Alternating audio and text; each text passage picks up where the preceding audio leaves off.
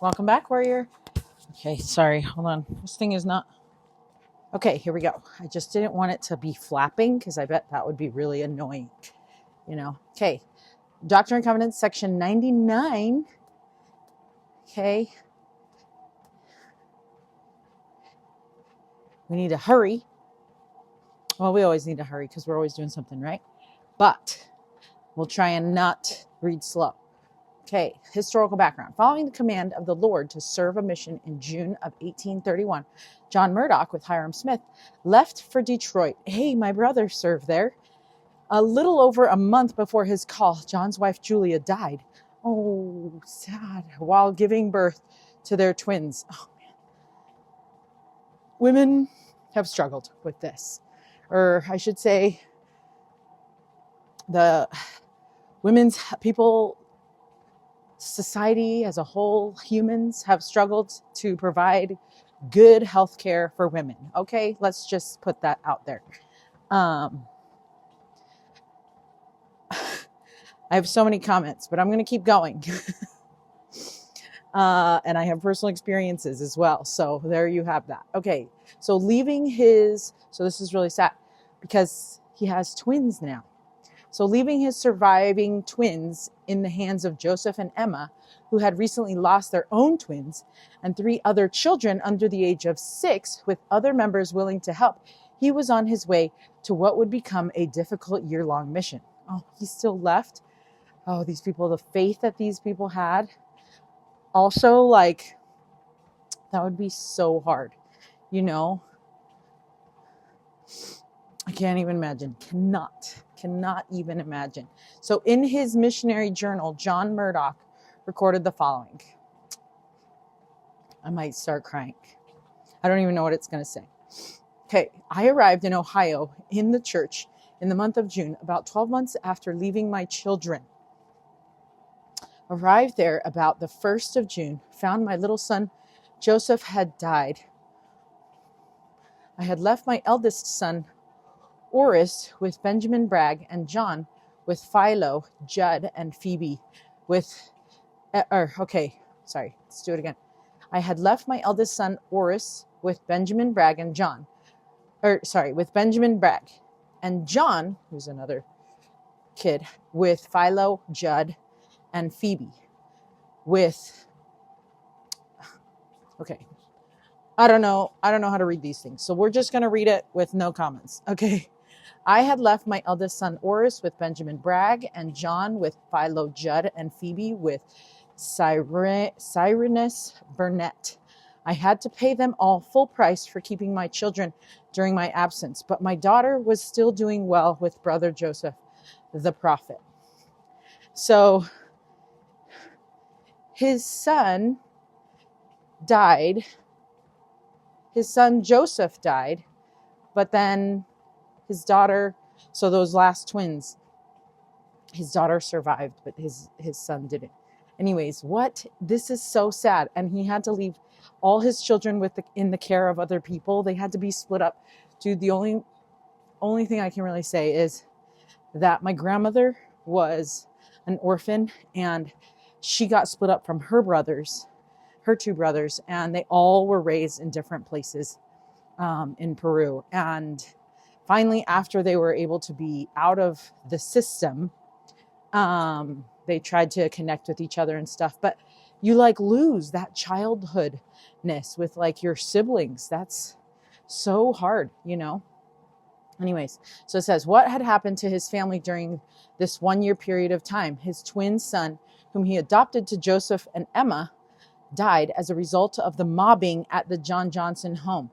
How would you be able to even tell him that his son died? Oh, I'm sorry, because there were super mean people and mobbing me and tar and feathering, just be nice. Ugh.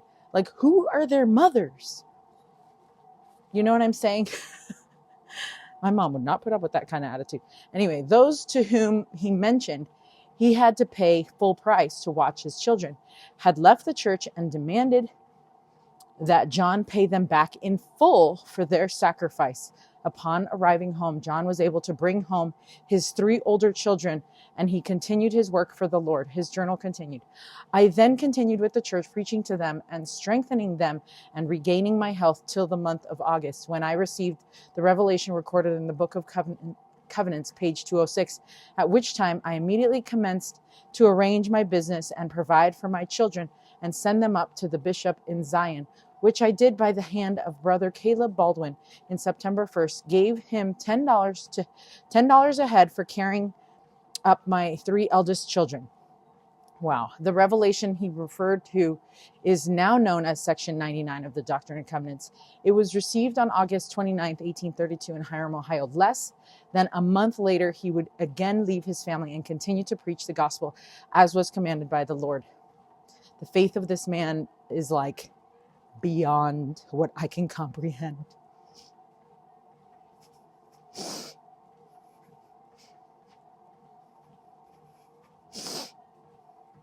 They don't make them like that anymore, you know? Anyways, this revelation is only one part of John's long and faithful life. As you look over the list, you will see what a committed missionary he was, serving several missions, including one to Australia at nearly 80 years old. In the winter of 1832 to 1833, John Murdoch had a vision of Jesus Christ. He wrote of this vision, I saw the form of a man, most lovely. The visage of his face was sound and fair as the sun. His hair a bright silver gray, curled in most majestic form. His eyes a keen, penetrating blue, and the skin of his neck a most beautiful white. And he was covered from the neck to the feet with a loose garment, pure white, whiter than any garment I had ever seen before. His countenance was most penetrating and yet most lovely. End quote. John Murdoch, Journal and Autobiography, page 20. So I love the faith, the testimony that he had, how he could leave his family like that to serve the Lord is beyond my level of comprehension. But that's what so many families are called to do these days too, you know, especially the senior missionaries. You know, it's like right when they get to be grandparents and have fun with the grandkids, they're asked to leave their families, right? And same with like mission presidents who have to like move even though they have young families. Same with bishops, bishoprics. And I'm going to include like Relief Society presidents and primary presidents and anyone who serves the Lord and who has to leave their children for any amount of time is a huge sacrifice. I remember serving and in young women's president and Relief Society president, and I always felt that that I was letting my family down, you know. But the blessings that come are immeasurable when we serve in those capacities. And primary president. Anyways, it's so incredibly time consuming, and you feel for each one of those who you have stewardship over like that. Anyways, okay, so right now, I don't know which calling was my favorite, but they all had favorite aspects of them. Relief Society president, it was my favorite because I got to see how other sisters served each other. Then Young Women's president was a favorite because I got to see the courage and the strength of the youth. And then primary president was my favorite because I got to feel the Spirit in the smallest, tiniest person, you know, and to see how they just have that innocence about them and just the pure testimony. And see the youth, you see their courage because of what they're going through, and yet they stay strong. And and their excitement, for Christ. But then in primary, you almost see like the innocence, like they haven't been touched by Satan in school yet, right? In high school and junior high yet. And so they have this different, but they have that innocent testimony, and that like beginning, like it's just like that's where you go back to, when I was not active, the things that I went back to were the roots of like primary songs, primary teaching, things that I learned there. And that's where your strength, that's like where it comes from, right? And it's just like there's no question in their mind that they believe in Jesus Christ, of course, right? There's no wondering if, this or that. It's just like solid testimony. And so it's just like that I'm a princess attitude, like I'm a princess, I'm a daughter of God. No questions asked. Like it's like a fact until, as you grow older, you kind of get, how would I say it? You get Satan's attacks, and then you start thinking that you're no longer a daughter of God. And that's when that strength comes back as, your youth. Anyway, it's just awesome. Loved serving in all those different capacities. It just taught me a lot. Also, I don't see how anyone serving in those capacities could lose their testimony of Jesus Christ. And so, but I've heard that some do, and it's just sad to me. It's really sad to me. Anyway, okay, so revelation given through Joseph Smith the prophet to John Murdoch, August 29th, 1832 at Hiram, Ohio, for over a year. John Murdoch had been preaching the gospel while his children, motherless after the death of his wife, Julia Clapp, in April 1831, resided with other families in Ohio. Okay. Whoops. Okay, behold, thus saith the Lord unto my servant John Murdoch, thou art called to go into the eastern countries, from house to house, from village to village, and from city to city. Man, I didn't think it was going to be like an emotional section here. To proclaim my everlasting gospel unto the inhabitants thereof in the midst of persecution and wickedness.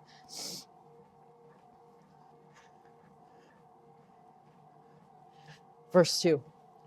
And who receiveth you, receiveth me, and you shall have power to declare my word in the demonstration of my Holy Spirit. And who receiveth you as a little child? See, that's what it is. It's about as a little child. Receiveth my kingdom, and blessed are they, for they shall obtain mercy. And whoso rejecteth you shall be rejected of my Father and his house. And you shall cleanse your feet in the secret places by the way, for a testimony against them.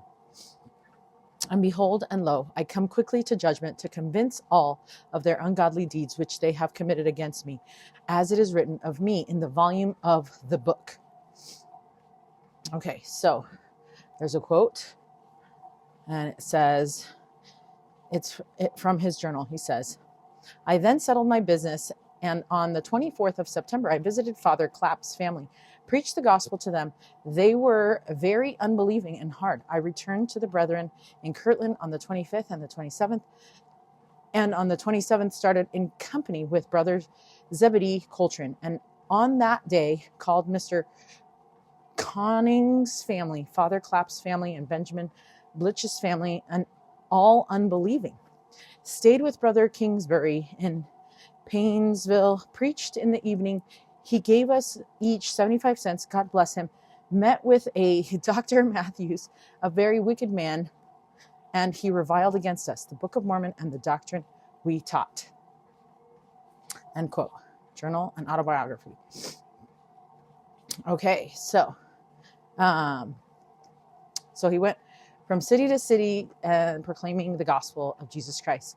And that's exactly what he did. And I love that he wrote these things in his journal. And like, we can read missionary journals these days, and It's so awesome to read like those accounts from missionaries. John was not only called to serve, but this time he received a specific promise from the Lord.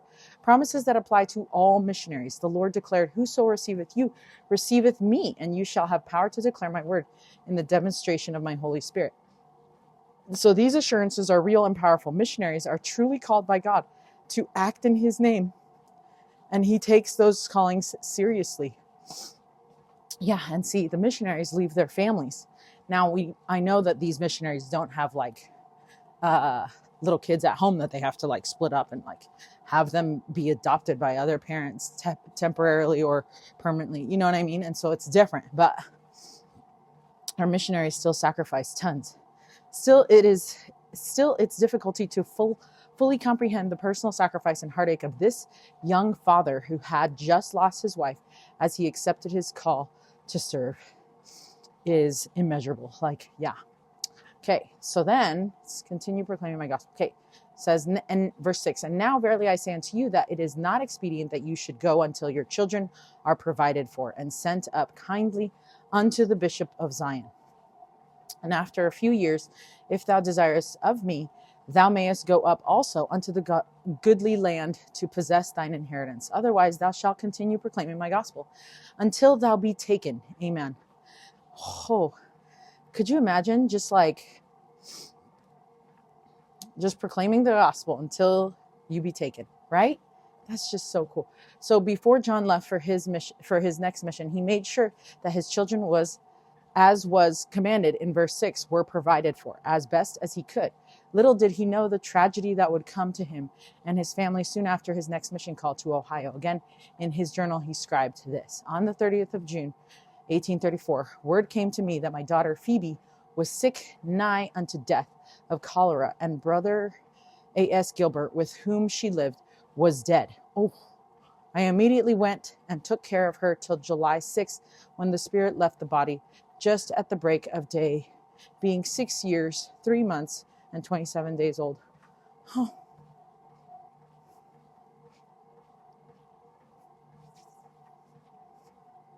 I can't even, you know what I mean?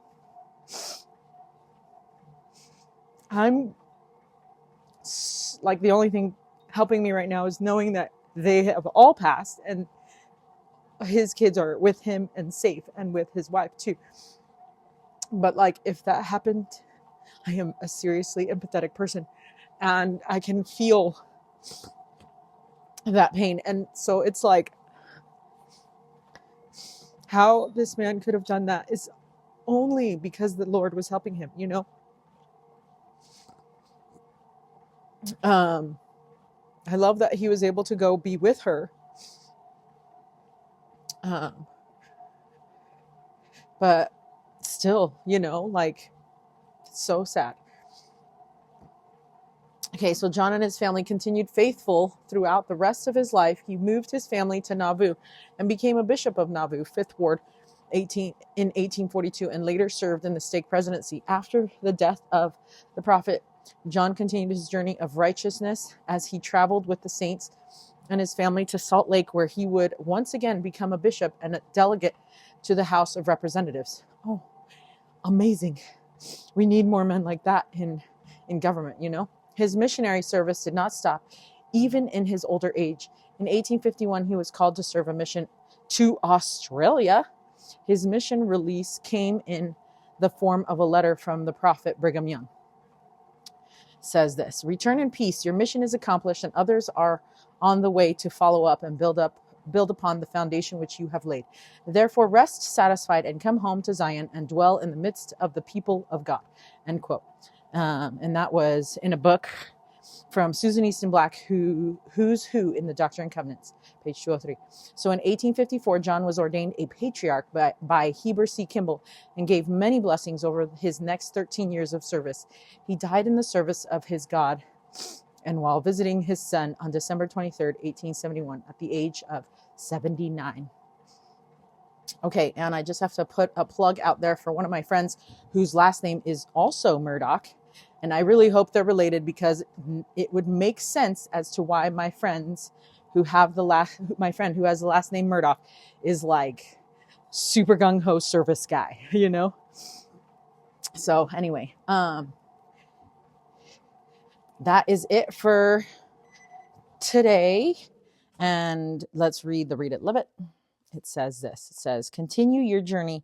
Let your heart rejoice. Be comforted. All things shall work together for your good. Watch for a door to open. Wow.